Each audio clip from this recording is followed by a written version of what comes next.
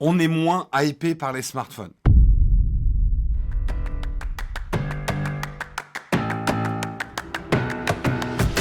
Alors de quoi on va parler, hein? De l'inflation, ma bonne dame, de l'inflation, car oui, le prix moyen des smartphones ne cesse de grimper, c'est ce que nous dit un article de Geeko. Comme chaque année, GfK a mené une étude sur le marché des smartphones en France. Il en ressort que le prix moyen ne fait qu'augmenter aux grandes dames des consommateurs. Le chiffre d'affaires total pour le secteur des smartphones en 2021 est de 6,9 milliards d'euros et le prix moyen par produit est évalué à 446 euros. Le prix moyen d'un smartphone aujourd'hui, c'est 446 euros. À moins que vous achetiez des iPhones. Et là, le prix moyen d'un iPhone est à 999,80. Non, j'en sais rien. Prix moyen d'achat des iPhones. Est-ce que ce prix prend en compte l'inflation? Je ne pense pas. Donc, il y a évidemment la composante inflation. Hein. Je ne peux pas vous faire une analyse non plus économique, mais il n'y a probablement pas que ça. Les smartphones premium, comme l'iPhone 13 Pro Max, le Samsung Galaxy S22 Ultra par exemple, avoisinent aujourd'hui les 1500 euros. Il est également possible de se procurer des mobiles d'entrée de gamme à moins de 200 euros. Néanmoins, ceux-ci connaissent une baisse dans les ventes car ils ne représentent plus que 33% des parts de marché.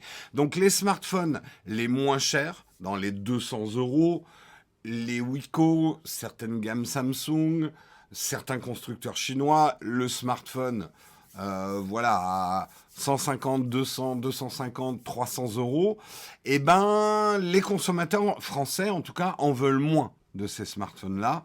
Ils ne veulent pas de l'entrée de gamme. Ce qui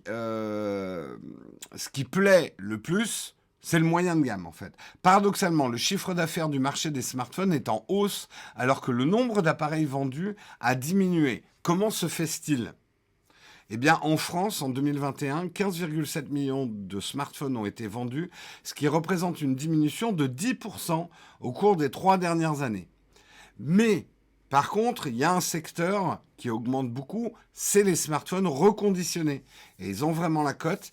Ils prennent une place de plus en plus importante dans le secteur et offrent des avantages indéniables, un prix plus abordable, 279 euros en moyenne, un impact écologique moindre et parfois une plus grande disponibilité du produit.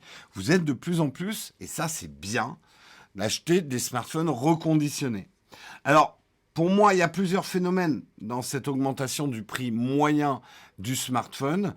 Il y a le fait qu'effectivement, avec le manque de disponibilité de certains composants, on s'est moins rué sur des smartphones neufs.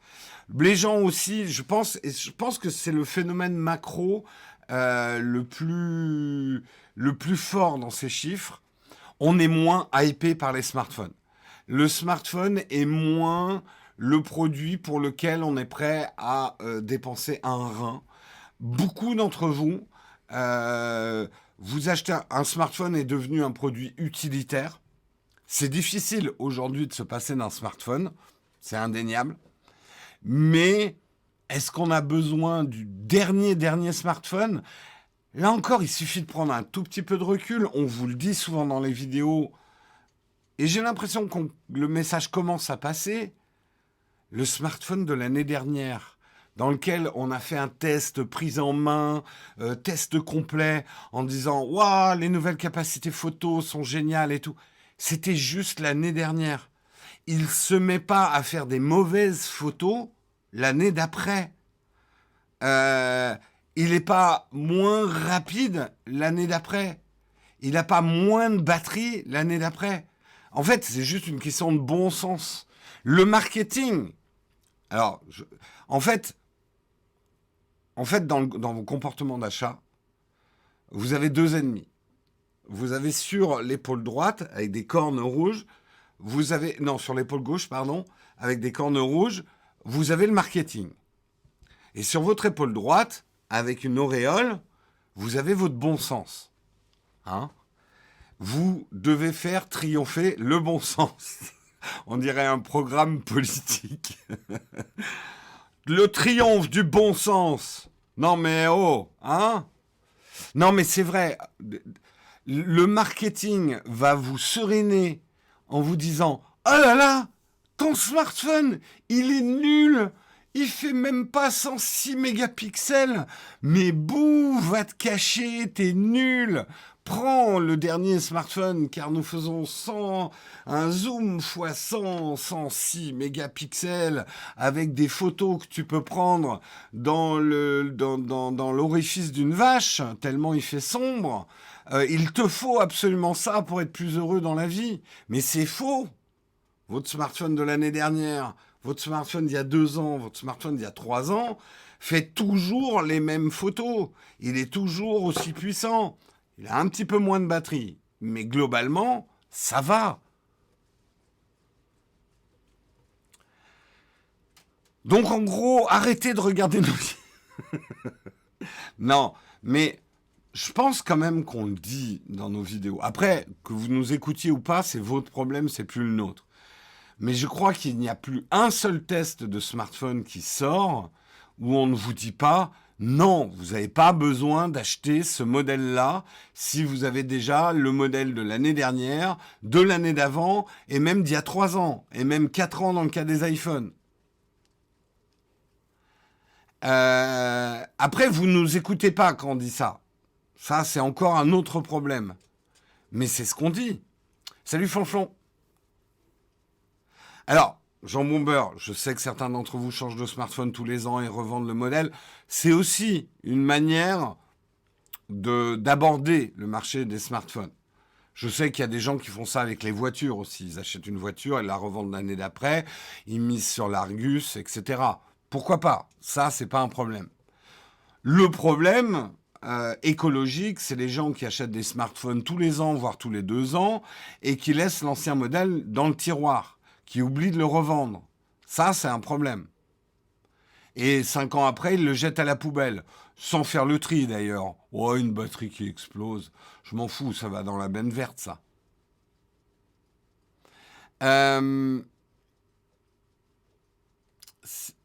Si les fabricants faisaient des batteries qui tiennent 2-3 jours, ils gagneraient des parts.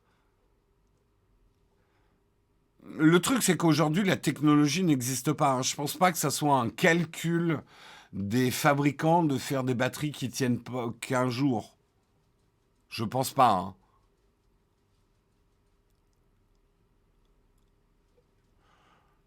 Ben, je terminerai là-dessus.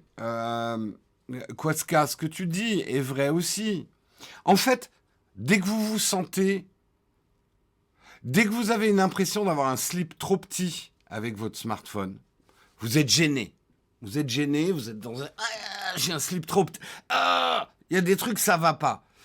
Et que ça exprime un vrai besoin. Par exemple, en photo, bah, vous avez un peu raté vos photos de vacances parce que votre smartphone, bah, il zoome pas assez loin et vous aimez bien prendre des détails en architecture. Le mode portrait, il est pas top. À ce moment-là, votre smartphone ne convient plus à ce dont vous avez besoin. À ce moment-là, c'est un bon moment pour changer. Mais résister à juste l'envie de changer. Parce que c'est là où il faut savoir se poser la question sereinement. Est-ce que vous n'êtes pas content avec votre smartphone actuel ? C'est ça, en fait. Donc, notre conseil sera toujours le même. Si vous avez besoin de quelque chose, il faut l'acheter tout de suite, si vous pouvez. Mais si vous avez besoin de quelque chose, il faut l'acheter tout de suite. Si vous avez juste envie de quelque chose, vaut mieux attendre. Parce que l'envie, parfois, c'est passager. Un besoin, il faut le remplir. Parce que vous perdez du temps à vous frustrer avec un besoin non assouvi. Si vous avez vraiment besoin d'une fonctionnalité ou d'une batterie plus grande ou d'un 3e appareil photo, c'est pas la peine de vous frustrer. Achetez-le. Par contre, si vous avez juste envie parce que le vôtre a une petite rayure au dos, oh là, ça fait longtemps que j'ai pas changé de smartphone, résistez à cette envie.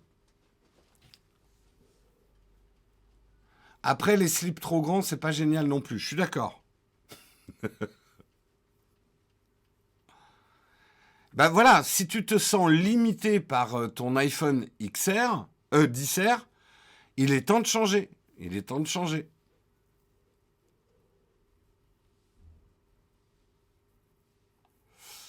C'est pas un peu contradictoire de mettre en avant les éléments de langage du marketing et ensuite de dire aux gens non mais en fait vous faites pas avoir.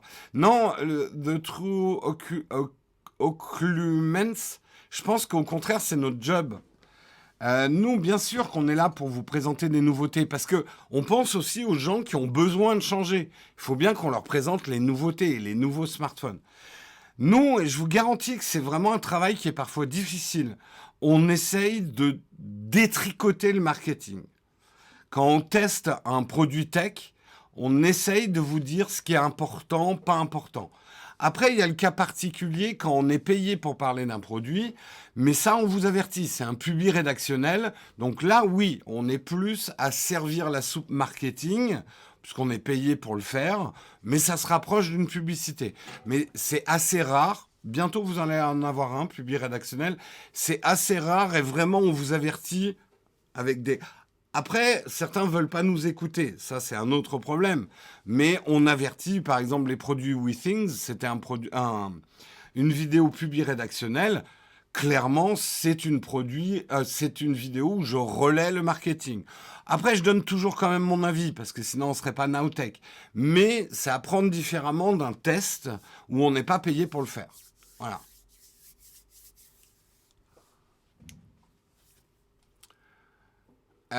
Mais justement, je pense que au contraire, alors c'est pas, voilà, c'est vraiment pas contradictoire euh, parce que justement, et c'est de plus en plus notre rôle, c'est de détricoter le marketing pour vous. Salut Léonard de Vinci, pas mal. Ça parle de quoi? Bah écoute, tu es sur une revue de presse de la technologie. Et nous venons de terminer le premier article.